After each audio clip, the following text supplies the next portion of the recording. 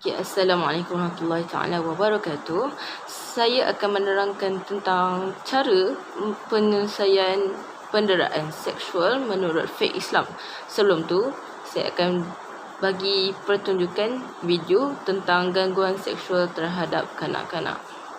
Aku yakin kita hari tu semua marah bila tengok satu video kejadian berlaku pencabulan di Rawang di sebuah kedai seberneka. Seorang kanak-kanak perempuan dan adiknya yang budak perempuan ni berpakaian lengkap, tak ada seksi-seksi pun, datang nak beli barang, dan dalam keadaan dia nak beli barang tu tiba-tiba dia didatangi oleh seorang lelaki dewasa yang cuba memeluknya dan dia cuba untuk kiss mulut dalam paparan CCTV berkenaan. Dan lelaki tu tinggalkan. Budak ni dalam keadaan keliru apa yang sedang berlaku, dan kemudian ingatkan benda tu dah selesai. Tiba-tiba lelaki tu patah balik dan datang, dia peluk kali kedua pula. Disaksikan oleh adik kepada budak perempuan tu. Dan budak perempuan ni tuan-tuan, bila dia dicabul dalam keadaan macam tu, dia no idea apa benda yang dia boleh lakukan. Dulu saya pernah berkongsi, mak ayah kena mendidik anak first, mengajar mereka tentang kemaluan dia, berikan nama yang betul. Contoh, zakar bagi lelaki ataupun penis, perempuan vagina ataupun faraj. Dan step yang kedua adalah mengajar anak tentang private part, mulut, dada, kemaluan punggung dan juga peha. Kalau ada orang sentuh, dikenali ataupun tidak, kena ada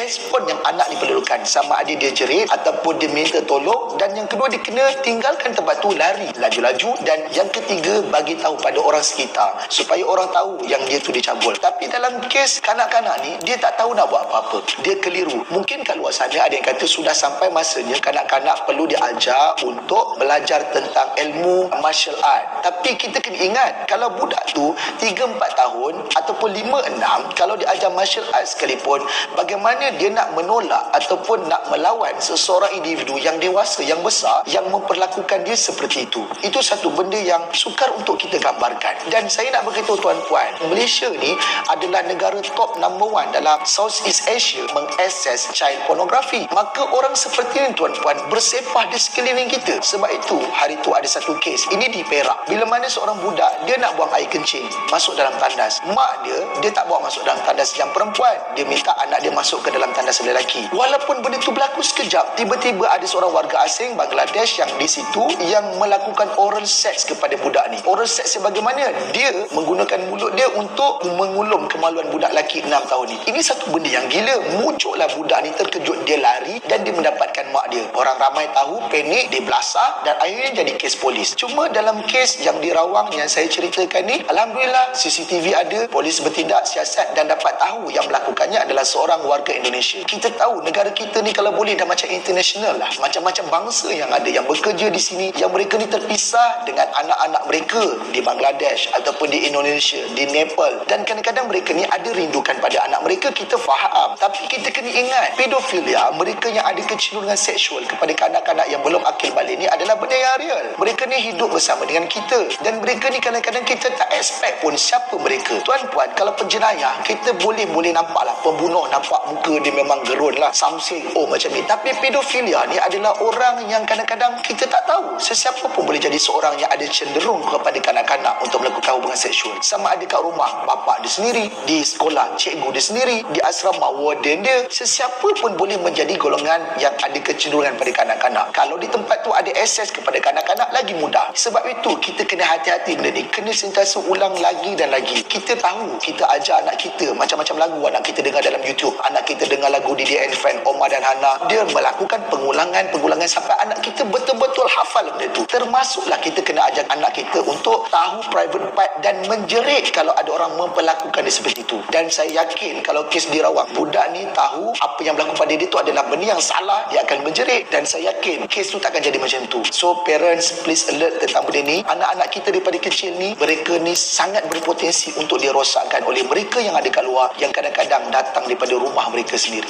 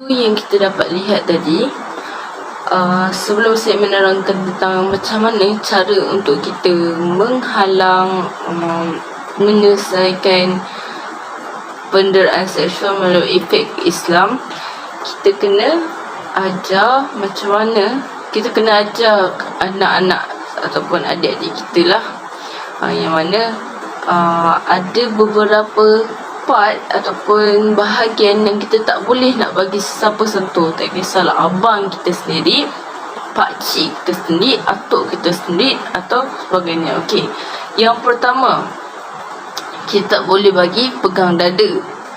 Yang kedua, punggung. Yang ketiga, mulut. Yang keempat, kemaluan. Dan yang terakhir adalah peha. So, kelima-lima private part ni kita kena ajar mereka supaya jangan bagi sesiapa sentuh. Sebab apa? Sebab kes penderaan seksual terhadap kanak-kanak ni bermula daripada sentuhan di tempat-tempat yang macam tu. Okay, baiklah, seterusnya saya akan menerangkan tentang bagaimana fake Islam itu dapat menyelesaikan kes penderaan seksual. Okay, Assalamualaikum warahmatullahi taala wabarakatuh. Nama saya Nur Husnina binti Ashar.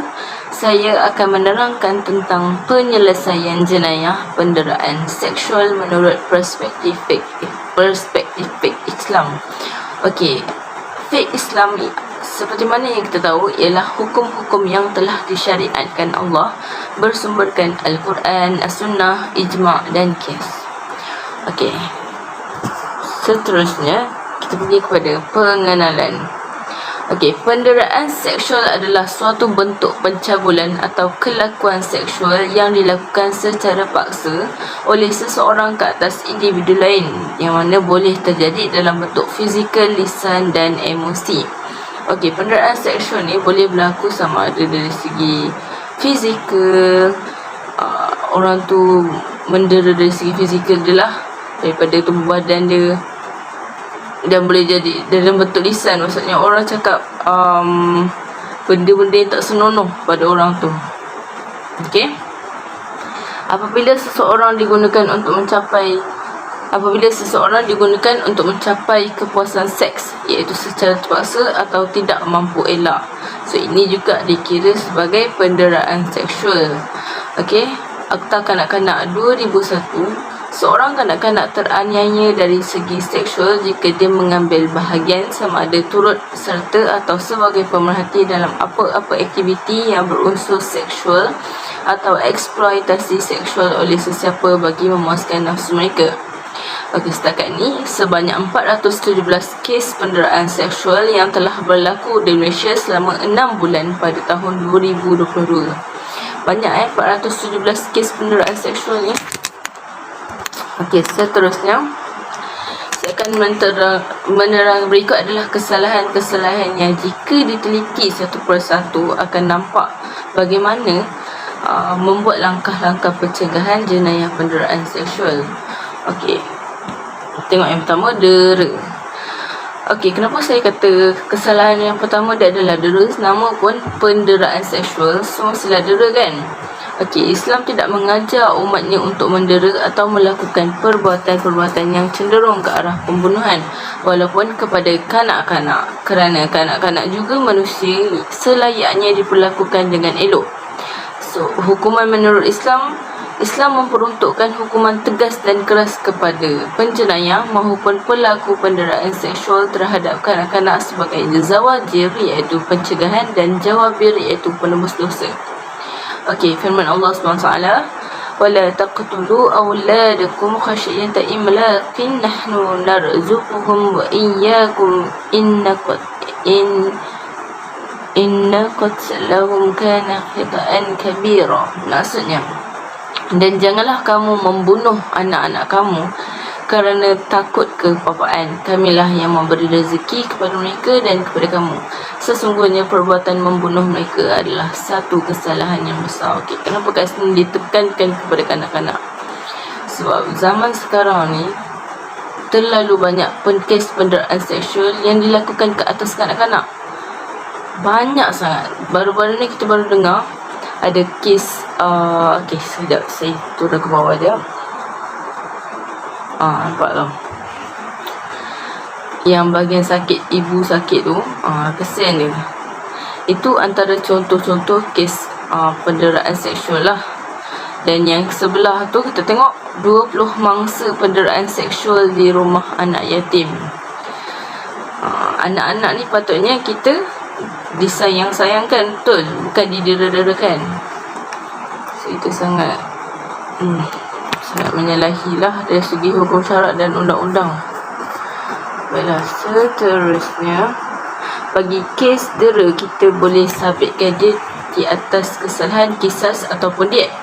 Yang mana kita kalau ikutkan kisas ni, dera ya, kalau ikut yang penderaan seksual ni, mencederakan dibalas dengan mencederakan, betul. Begitulah juga kes dera ni. Kes dera ni mestilah mencederakan, ada kau dera ni tak mencederakan kan. Okey, seterusnya seks. Bagi kesalahan seks, hukuman menurut Islam, hukuman yang disebutkan oleh Allah SWT berkaitan sebat terdapat dalam bentuk hukuman terhadap kesalahan yang boleh dikenakan hudud, iaitu had lah. So kesalahan seksual itu boleh dikenakan ke atas hukum hudud. Okey, kita tengok yang pertama, orang yang melakukan pemerkosaan akan menerima 100 kali sebatan jika belum menikah.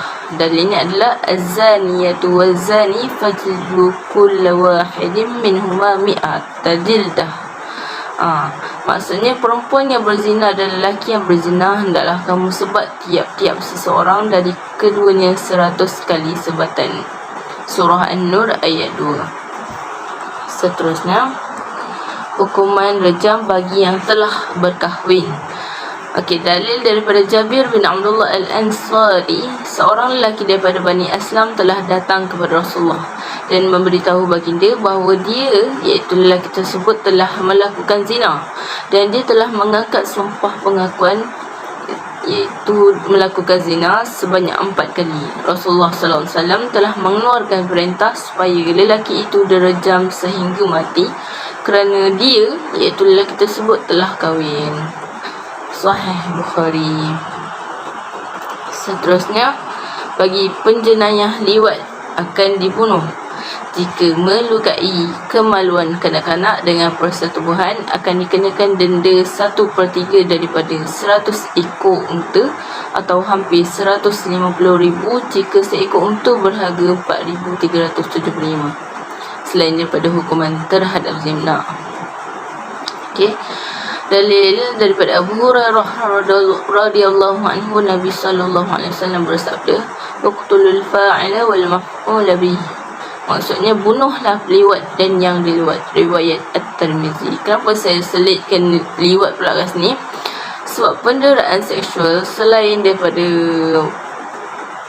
rogol, dia juga banyak juga kes yang melibatkan liwat kanak-kanak, liwat terhadap kanak-kanak, liwat terhadap kadang-kadang ada juga lelaki yang dah dewasa ni pun masih kena liwat juga. So itu sangat menakutkan lah. Okay. Seterusnya, berbuat jahat. Niat seseorang untuk melakukan kejahatan juga dikira mendatangkan dosa sekiranya niat itu disertai dengan keazaman, kesungguhan dan kemahuan yang tinggi, tinggal sahaja terhalang untuk melakukannya. Dalil Nabi sallallahu alaihi wasallam bermaksud, bila dua orang Muslim bertemu dengan pedang mereka, maka yang membunuh dan yang dibunuh berada di dalam neraka. Aku, Abu Bakrah, pun bertanya, "Wahai Rasulullah, orang yang membunuh memang patut dimasukkan ke dalam neraka. Bagaimana pula dengan orang yang dibunuh?" Nabi SAW menjawab, "Sesungguhnya dia mahu membunuh temannya." Riwayat Bukhari nombor 14. Tengok, kita niat je pun dah boleh dikira sebagai berbuat jahat. Cuma bila dia buat jahat, bila dah buat jahat tu barulah disabit dosa dia. Macam. Okey, bagi berbuat jahat pula akan disabitkan hukuman qisas lah, iaitu bunuh dibalas bunuh, mencederakan dibalas mencederakan. Betul. Seterusnya, menggugat keamanan negara. Islam menggugat. Kenapa saya kata menggugat keamanan negara? Sebab penderaan seksual ni salah satu jenayah yang akan menggugat menggugat keamanan negara, betul? Sebab apa? Sebab kanak-kanak, biasanya kanak-kanak lah, sebab kanak-kanak ni dia ada hak untuk bergembira, bukan untuk diseksa. Secara tidak langsung, perkara tersebut akan menjejaskan ataupun menggugat keamanan negara. Nah, bila orang rasa tak senang nak bawa anak dia orang keluar sebab kes penderaan seksual yang berleluasa zaman sekarang ni, nak keluar pun rasa tak aman dah. Mak-mak nak hantar anak pergi taska pun dah rasa tak selamat dah. Sebab apa? Benda-benda ni pun, penderaan seksual ni pun banyak berlaku di taska-taska. So, benda ni perlu ditegah lah. Okay?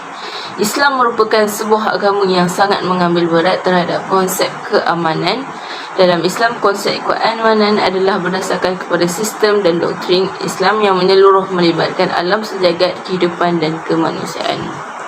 Firman Allah SWT dalam surah Al-Ma'idah ayat 33 hingga 34, maksudnya, sesungguhnya pembalasan terhadap orang-orang yang memerangi Allah dan Rasulnya dan membuat kerosakan di muka bumi hanyalah mereka dibunuh atau disalib atau dipotong tangan dan kaki mereka secara bersilang atau dibuang negeri dari kediamannya. Yang demikian itu sebagai suatu penghinaan untuk mereka di dunia, dan akhirat mereka beroleh kesiksaan yang besar, kecuali orang-orang yang bertaubat di antara mereka. Sebelum kamu dapat menguasai atau menangkap mereka, maka ketahuilah bahawasanya Allah Maha Pengampun lagi Maha Penyayang. So dekat sini dia dah bagi tahu dah apa hukuman bagi orang yang membuat kerosakan di bumi, seperti menggugat keamanan negara ni lah. Menggugat keamanan negara pun sebahagian daripada melakukan kerosakan di muka bumi. Okey, so itu adalah hukuman-hukuman dia lah, yang mana dia akan dibunuh atau disalib, akan dipotong tangan dan kaki mereka secara bersilang atau dibuang negeri. Okey, itu untuk menggugat keamanan negara. Seterusnya, membunuh. Ada kes penderaan seksual yang sampai ke tahap membunuh. Okey, Islam melarang keras untuk menzalimi orang yang tidak bersalah, apalagi merangkut nyawanya. Pembunuhan bukanlah perkara biasa. Syariat menggolongkan pembunuhan sebagai dosa besar kedua setelah syirik. Membunuh seorang manusia tanpa hak ditamsilkan dengan membunuh semua manusia, sebagaimana firman Allah SWT